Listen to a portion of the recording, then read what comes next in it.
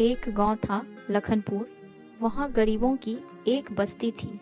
वो लोग बहुत गरीब थे।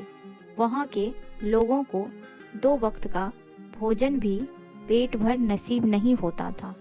उन लोगों के बच्चे ना ही स्कूलों में जा पाते थे, ना ही अच्छे कपड़े पहन पाते थे और ना ही खेल कूद पाते थे, क्योंकि वहाँ पेट भरने के लिए सभी को कुछ ना कुछ काम करना पड़ता था। गांव में कोई अगर बीमार पड़ जाता तो पैसे के तंगी के कारण उसका इलाज नहीं हो पाता था। उसी गांव में रघु का एक परिवार रहता था। परिवार में रघु के 3 बच्चे थे, चुन्नी, मुन्नी और सबसे छोटा उसका बेटा राजू, जो कि अभी मात्र 8 वर्ष का था। चुन्नी रघु की सबसे बड़ी बेटी थी। उसका उम्र 16 साल था और मुन्नी का उम्र 12 साल। 1 वर्ष पहले रघु की पत्नी बीमारी के कारण दुनिया से चल बसी। तब से घर और बच्चों की पूरी जिम्मेदारी रघु की है। रघु एक मजदूर था। दिन भर वह मजदूरी करता, शाम में मजदूरी के पैसे से घर के लिए राशन लाता था। गांव के अन्य लोगों की तरह वह अपने बच्चों को काम करने नहीं देता था। रघु का बस एक ही सपना था कि उसके बच्चे पढ़े। बच्चों को पढ़ाने के लिए रघु दिन रात मेहनत करता था, पर शायद भगवान को यह मंजूर नहीं था। एक दिन रघु बीमार पड़ जाता है और उस दिन से उसकी बीमारी बढ़ती चली जाती है। बीमारी इतनी बढ़ जाती है कि रघु बिस्तर से उठ भी नहीं पाता है। रघु के बीमार पड़ने से उनके बच्चे परेशान हो जाते हैं। बच्चों को चिंता होने लगती है कि उनके पिता का इलाज कैसे होगा, घर का राशन कैसे आएगा, वह लोग क्या खाएंगे, उनकी पढ़ाई का क्या होगा। दीदी, अब हम लोग क्या खाएंगे? हमारे पापा तो बीमार हो गए हैं। अब घर के लिए राशन कौन लाएगा? हाँ दीदी, सुबह से हमारे घर भी कुछ नहीं बना है, राशन भी नहीं है। अब हमारा क्या होगा? हमारे पिताजी भी बीमार हैं, उनका भी इलाज कैसे होगा? क्या हम लोग भूखे मर जाएंगे? मुन्नी, राजू, तुम दोनों चिंता मत करो। मैं तुम लोगों से बड़ी हूँ। मैं कुछ ना कुछ ज़रूर करूँगी। अब से घर की जिम्मेदारी मेरी है। मैं पिताजी के लिए दवाई भी लाऊंगी, घर के लिए राशन भी लाऊंगी और तुम दोनों को पढ़ाऊंगी भी। तुम लोग चिंता मत करो। अपने भाई बहनों से बात करने के बाद चुन्नी अपनी दोस्त राधा से मिलने उसके घर जाती है। अरे चुन्नी, आओ, आज कैसे आना हुआ? तुम्हारे पिताजी कैसे हैं? तुम्हारे घर में सब ठीक है ना? तुम बहुत परेशान लग रही हो। क्या बात है, मुझे बताओ। मैं तुम्हारी दोस्त हूँ ना। मैं बहुत परेशान हूँ। मेरे पिताजी बहुत बीमार हैं। अब वह काम पर नहीं जा पाते हैं। हमारे घर में सुबह से कुछ नहीं बना है। मेरे भाई बहन भूखे हैं। मैं क्या करूँ? मुझे समझ में नहीं आ रहा है। तुम तो बहुत लोगों को जानती हो। मुझे कोई नौकरी दिलवा दो। तुम सही समय पर आई हो चुन्नी। अभी अभी मुझे खबर मिली है कि सेठ घनश्याम जी के यहाँ एक काम करने वाले की आवश्यकता है। तुम सेठ घनश्याम जी से जाकर मिलो, तुम्हें नौकरी मिल जाएगी। सुना है वो अच्छे पैसे भी देते हैं। राधा, मैंने सुना है उनकी पत्नी बहुत खड़ूस है, थोड़ी सी गलती पर बहुत सुनाती है। हाँ चुन्नी, यह सच है, पर तुम्हें अभी नौकरी की बहुत आवश्यकता है, इसलिए तुम्हें थोड़ा बहुत बर्दाश्त करना ही होगा और कोई दूसरी नौकरी भी अभी तुम्हें नहीं मिल पाएगी। ठीक है राधा, मैं अभी जाती हूँ। सेठ घनश्याम दास का घर उसी गांव में था। वे उस गांव के सबसे धनी व्यक्ति में से एक थे। किसी को जब भी पैसे की आवश्यकता होती तो वह सेठ घनश्याम दास से कर्ज मांगने जाते थे। घनश्याम दास जी की पत्नी का व्यवहार नौकरों के प्रति बिल्कुल अच्छा नहीं है, इसलिए उनके यहाँ कोई भी नौकर अधिक दिन तक नहीं रह पाता है। चुन्नी राधा से मिलने के बाद सेठ घनश्याम दास के घर जा रही है। सेठ जी, मेरा नाम चुन्नी है, मैं इसी गांव की हूँ। मैंने सुना है आपको एक झाड़ू पोछा करने वाली की आवश्यकता है। मैं नौकरी मांगने आई हूँ। मुझे नौकरी की बहुत आवश्यकता है, इसलिए सेठ जी आप मुझे काम पर रख लीजिए।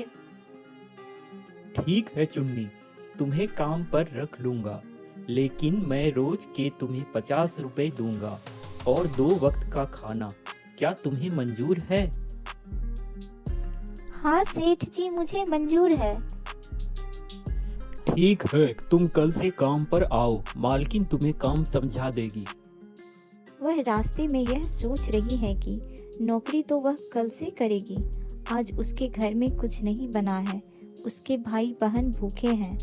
आज वह लोग क्या खाएंगे? चुन्नी को नौकरी मिलने की खुशी भी है, पर वह फिर भी दुखी है, क्योंकि वह अपनी भाई बहन और पिताजी के लिए आज के भोजन की व्यवस्था नहीं कर पाई।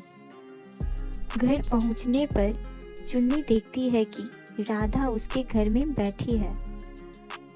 दीदी, राधा दीदी हम लोगों के लिए खाना लेकर आई है। यह सुनकर चुन्नी को बहुत खुशी होती है और वह राधा को धन्यवाद करती है। राधा, मुझे सेठ जी ने नौकरी पर रख लिया है। मैं कल से उनके यहाँ नौकरी पर जाऊंगी और वह अच्छे पैसे भी दे रहे हैं। तुम्हारा बहुत बहुत धन्यवाद। तुम मेरे परिवार के लिए खाना लाई हो। मैं तुम्हारा यह एहसान कभी नहीं भूलूंगी। अरे नहीं चुन्नी, तुम्हारा परिवार तो मेरा भी परिवार है। यह दोनों मेरे भी भाई बहन हैं। ठीक है चुन्नी, मैं अपने घर जाती हूँ। मुझे घर पर बहुत काम है। दीदी चलो हम खाना खाते हैं, मुझे बहुत जोर की भूख लगी है। ठीक है राजू, तुम लोग बैठो, मैं खाना लगाती हूँ। फिर सभी एक साथ मिलकर खाने लगे। अगले दिन जब चुन्नी काम पर जाती है तो वह देखती है सेठ जी का घर बंद है, वहाँ कोई नहीं था। चुन्नी घबरा जाती है। वह सोचने लगती है कि सेठ जी का घर बंद क्यों है। फिर उसे वहाँ एक आदमी दिखाई देता है, जिससे वह सेठ जी के बारे में पूछती है। वह आदमी उसे बताता है कि सेठ जी की बेटे की तबीयत बहुत खराब है, जो शहर में रहता है। सेठ जी और उसकी पत्नी उसी से मिलने शहर गए हैं। वह अभी 1 महीना नहीं आएंगे। यह सुनने के बाद चुन्नी उदास हो जाती है। चुन्नी उदास होकर घर की ओर जाने लगती है। रास्ते में उसे एक नदी मिलता है, जहाँ बैठकर वह बहुत रोने लगती है। वह सोचने लगती है कि आज इसी पानी में कूदकर वह अपनी जान दे देगी। आज मैं इसी पानी में कूदकर अपनी जान दे दूंगी, क्योंकि अब मैं घर किस मुंह से जाऊंगी। मेरे भाई बहन मेरा इंतजार कर रहे होंगे। मैंने उनसे कहा था कि आज मैं उन लोगों के लिए खाना लेकर आऊंगी, अपने पिताजी के लिए दवाई लेकर आऊंगी। अब मैं घर कैसे जा सकती हूँ? चुन्नी पानी में कूदने ही वाली होती है कि तभी अचानक एक परी आ जाती है। तुम क्यों अपना जान देना चाहती हो? परी को देखकर चुन्नी को बहुत आश्चर्य लगता है, क्योंकि उसने परी को कभी नहीं देखी थी, सिर्फ उसकी कहानियां सुनी थी। चुन्नी सारी बात परी को बता देती है। तुम बहुत अच्छी लड़की हो। तुम्हें दुख में देखकर मैं तुम्हारी सहायता के लिए आई हूँ। मैं तुम्हारी सहायता करूँगी। परी ने अपनी जादुई छड़ी घुमाई, जिससे एक सोने का लहंगा, एक सोने का किताब और एक सोने की दवाई चुन्नी के सामने आ गई। यह लो सोने की लहंगा, सोने की किताब और सोने की दवाई। मैं इसका क्या करूंगी? मुझे तो खाना चाहिए, पैसे चाहिए, पिताजी के लिए दवाई चाहिए। मैं यह सोने की दवाई, सोने का किताब से क्या करूंगी?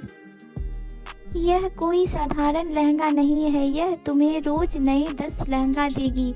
इसे बेचकर तुम काफ़ी पैसा कमा सकती हो और अपने परिवार और अपने गांव के गरीब लोगों का मदद कर सकती हो। सोने की किताब से जो किताब तुम्हारे भाई बहन और तुम मांगोगी वह किताब तुम्हें मिल जाएगी। इस सोने की दवाई से तुम जो भी दवाई मांगोगी वह दवाई तुम्हें मिल जाएगी। तुम चाहो तो इस दवाई, किताब और लहंगे से तुम बहुत बड़ी दुकान खोल सकती हो, अपनी गांव की गरीबी मिटा सकती हो। यह बोलकर परी वहाँ से गायब हो जाती है और चुन्नी परी के दिए हुए लहंगे, किताब और दवाई को घर लेकर आ जाती है। वह सारी बातें अपने भाई बहन और पिताजी को बताती है। उसकी बातों को सुनकर सभी खुश हो जाते हैं। परी के दिए हुए दवाई से चुन्नी के पिताजी जल्दी ठीक हो जाते हैं। परी के दिए हुए लहंगे से चुन्नी एक बहुत बड़ा दुकान खोल लेती है, जिसे चुन्नी और उसकी दोस्त राधा मिलकर चलाती है। परी के दिए हुए दवाई से एक बहुत बड़ा दवाई का दुकान उसके पिताजी खोल लेते हैं और गांव वाले को मुफ्त में दवाई देते हैं और पैसे से भी मदद करते हैं। परी की दी हुई किताब से मुन्नी और चुन्नी खूब पढ़ाई करते हैं और गांव के सभी बच्चों को भी मुफ्त में किताबें देते हैं। इस प्रकार कुछ ही दिनों में गांव वालों की स्थिति बहुत अच्छी हो जाती है।